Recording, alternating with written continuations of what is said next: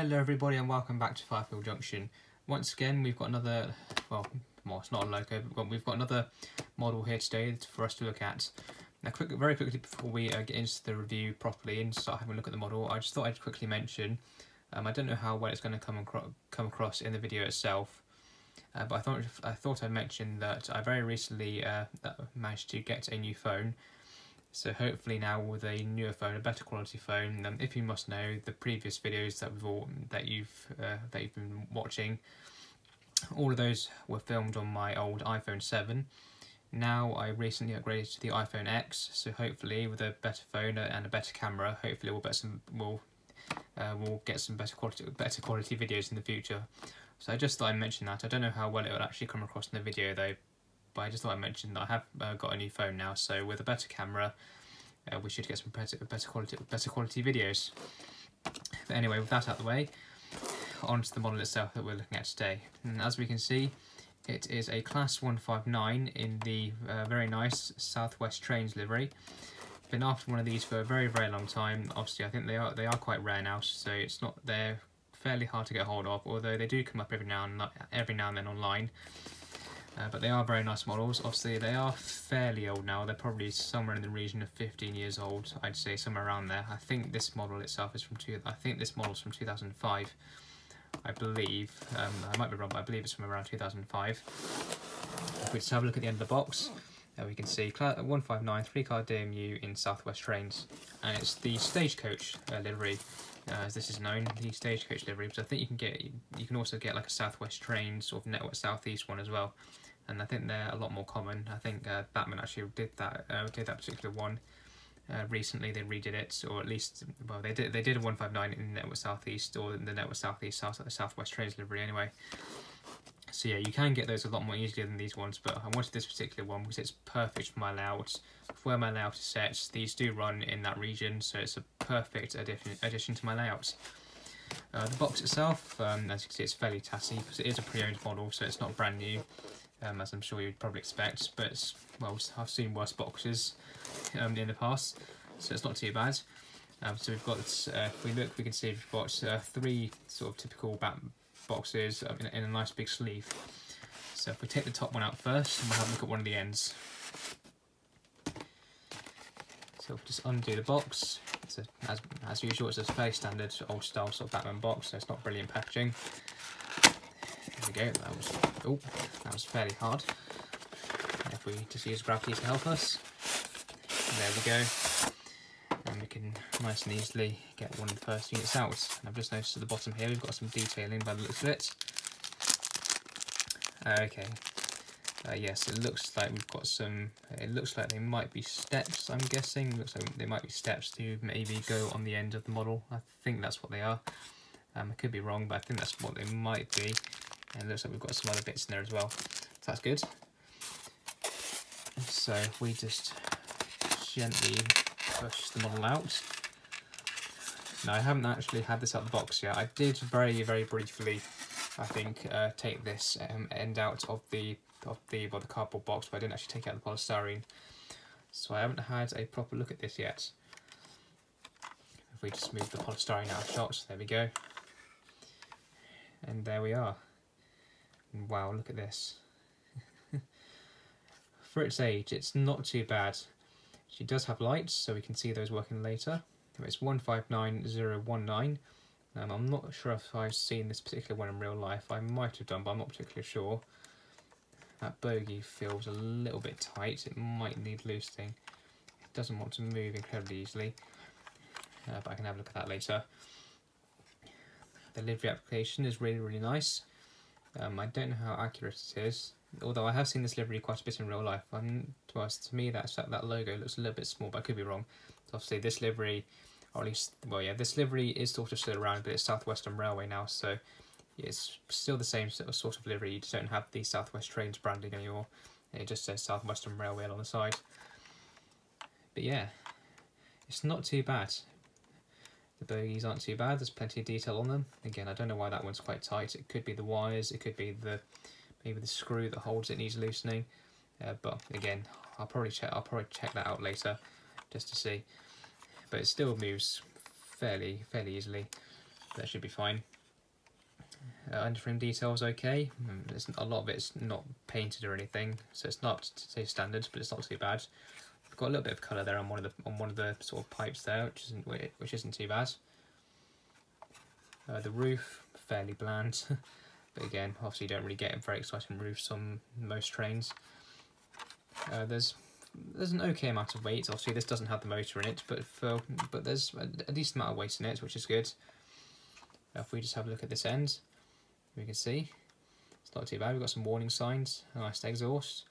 Then we've got the typical sort of Bachmann DMU coupling there, which I'm sure we're all used to. I will change that out in the future probably for some of the sort of Bachmann sort of close coach couplings that you get, which are basically sort of like, I think they're sort of like brake pipes or they're like vacuum tubes or something, those sorts of couplings. And I think they just couple the units a bit closer. They keep them at a constant distance all the time, so you don't have awkward movements between the units. But yeah, she's not too bad. There's plenty of detail. The coupling there, obviously you can't really use it. It's just a dummy coupling, but you probably could change it out if you wanted to. I have seen it done, so it is possible. But yeah, not too bad. So we just put that unit to one side. Then if we just grab the box again. Obviously in here we've just got the other end units, so we don't really need to have a look at that because it'll be exactly the same as the other units. But in the very bottom box here is the units with the motor in. And we can actually, as we can see, we've got the photo of the real thing there as well. So if we just open this up, we can have a quick look at the motor unit. These boxes really don't want to play ball today. There we go. This should come out a bit easier because it's a lot heavier. Come on. There we go. Take that off. Then we see we've got the sign here as well. Have we got any instructions on the inside? Nope. There we go. We've got the photo of the real thing. So we get class 159. And then on the back there, we've got some history about the units. So if you want to read that, then feel free to. We just put that to one side. As we can see, we've got the motor units. It looks like we've got the same sort of details again.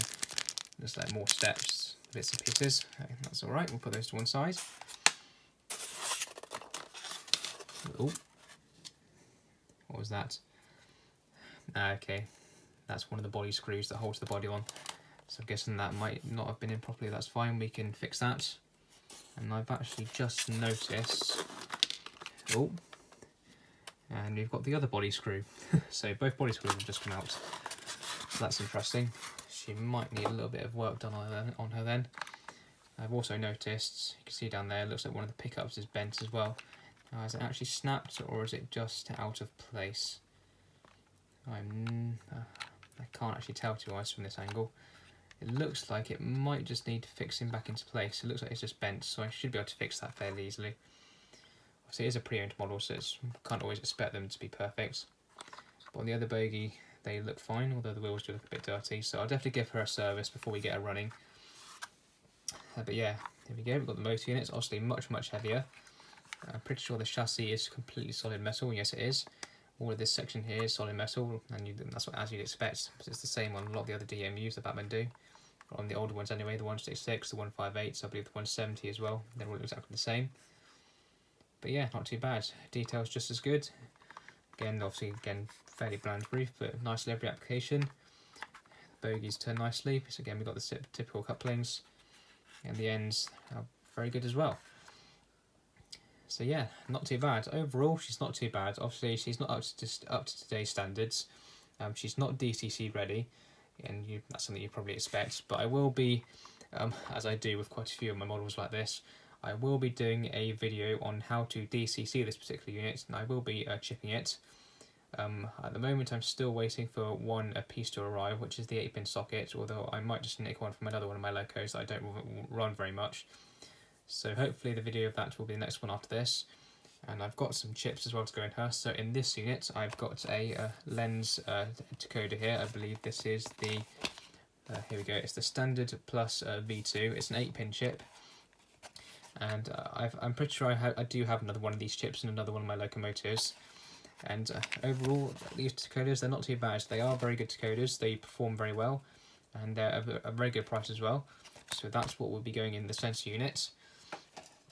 And then for the two end units, I've got one of these each. These are Lay's Dcc chips. A lot of people don't really like Lay's Dcc because these chips are very cheap. They only cost about £10 or something, so they are very, very cheap. But they are reliable. They do serve you quite well, at least with me anyway. I've only ever ended up blowing one of them, and that wasn't completely my fault, to be honest. But we won't talk about that. But yeah, they're not terrible chips. A lot of people like them. A lot of people hate them. I only really use them if the model itself is either quite cheap. So if it's like a Lima model or a very, very basic model, or something like this where it's just going to be controlling the lights and the end of a unit, then this is the sort of chip I go for. If it's not really going to be doing much, then I find using a chip like this is very, very good. And these particular chips, these particular sort of make of chips, let me start again. These particular chips, don't have the motor functions on them, so there's no grey or orange wire on this chip. These particular chips are designed purely for function, so purely just for controlling lights and stuff. So you won't use one of these particular chips if you're wanting to actually get movement out of the model. It's literally just for controlling lights and functions and stuff. So that's why there's no orange or grey wire for the motor left and motor right. So yeah, I've got two of those for the end units. But anyway, I think the next thing to do is to put the model on the track and see how she runs. So I'll very quickly give her a service and make sure everything's okay. And once I've done that, we'll get her on the layout and see how she runs. Okay, here we are. She's on the track, she's ready to go. She has had just a very quick service, so I very quickly just gave all of the wheels a clean to make sure they're all fine. I tested to make sure all the lights work. I've also given her a very quick rock back and forth to make sure she works. The pickup that was bent on the motor unit, that's been put back into place, so it's needed just very gently prising over the wheel and putting back down behind the wheel, and that went without any problems. And she's actually working quite nicely, a lot better than what I thought she would. One thing that I'm quickly going to mention is obviously when you saw me open up the box of the motor, you saw that both body screws fell out. At first I thought, oh, maybe they just weren't put back in, like maybe I don't know, maybe something happened and they just didn't put the body screws back in. But upon opening the unit up, I found that both on these particular units, the way these screws work is the screws actually screw into the sort of glazing piece inside the bodies, and basically the lugs that the screws screw into on the motor units. Basically, both of those screw lugs have snapped, so the screws don't actually screw into the sort of glazing pieces anymore on the bodies. So the only way the body is actually held on now is simply by the clips that hold it on. Because on these particular units, on these particular models, luckily, as well as the models having a screw at each end to secure the body on, once you take those out, you then also have to unclip the body from the chassis.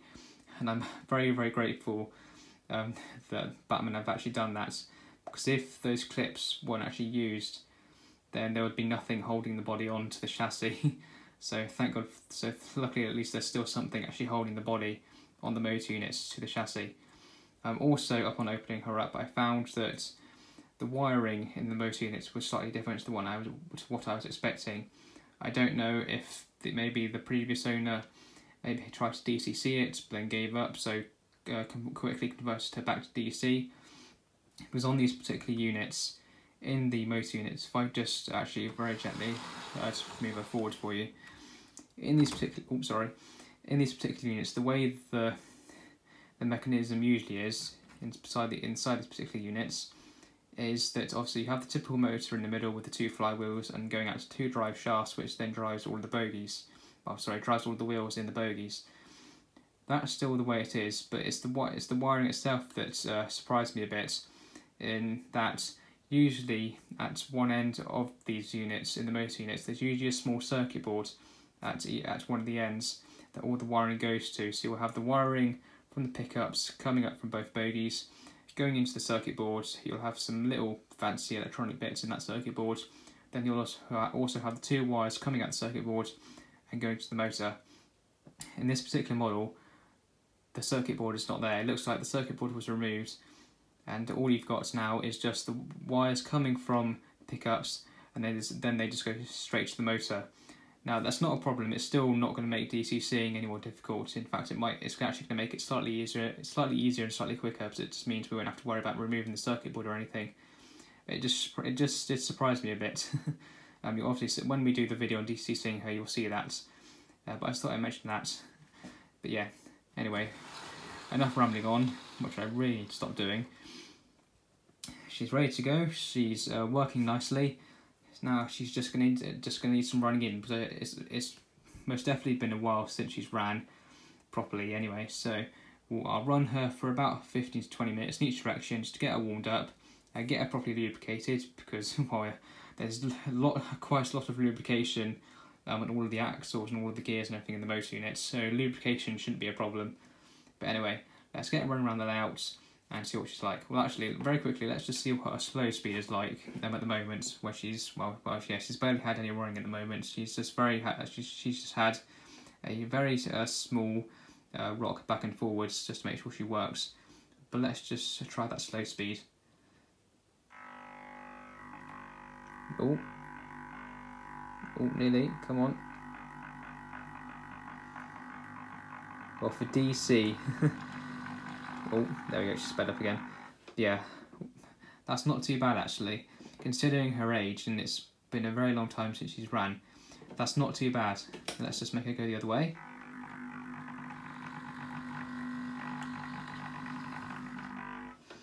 Yeah, that's really nice. And you can also see, you've probably also saw the lights there at each end, so that was good.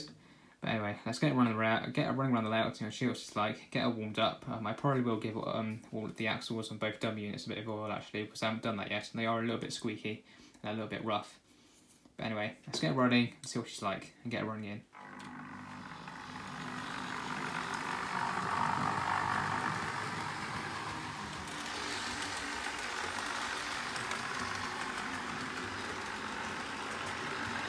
This is 50% speed, but she should speed up hopefully as she runs in.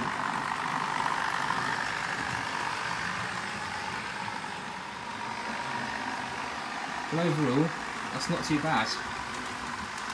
This is about her second or third lap now, and she does seem to be getting better and better. She does seem to slow down a bit on that corner, I'm not sure why, but hopefully that should improve. But yeah, overall, she's not too bad. I probably might have paid a bit too much for her, to be honest, considering the small issues that she has. But yeah, overall, I'm impressed. I'm very happy with her.